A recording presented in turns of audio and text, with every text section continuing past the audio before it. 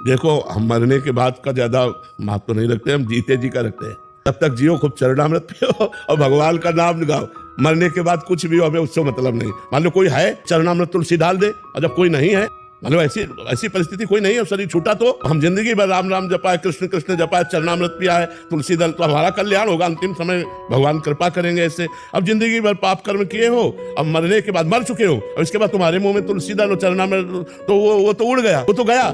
अब मुर्दा में चाहे आग लगाओ चाहे चंदन लगाओ, क्या फर्क पड़ता है। हमारा इन बातों से ज्यादा महत्व नहीं रहता कि अंतिम के बाद आप क्या कर रहे हैं, उससे महत्व। हम कह रहे जिंदगी भर भजन किया है, भगवान का चिंतन किया है, इसके बाद शरीर छूट जाए, फेंक दो शरीर को, तो क्या फर्क पड़ता है। जैसे पुराना कपड़ा कहीं भी फेंक दो, क्या फर्क पड़ता है। हम तो भजन करके निकल गए, अब हमारे इस पिंजड़े को जो मना है सो करो। पर ये तो संस्कार किए जाते हैं कि भाई परिवार के लोग हैं, चलो तीर्थ श्राद्ध प्रयाग में करते हैं, गंगा जी में करते हैं, उस जीव के निमित्त करते हैं जिससे जीव का कल्याण हो। तो उसके पाप कर्म कुछ कर सकते हैं, लेकिन भगवत प्राप्ति थोड़ी हो सकती। भगवत प्राप्ति तो जीते जी गंगा जी का सेवन करो, जीते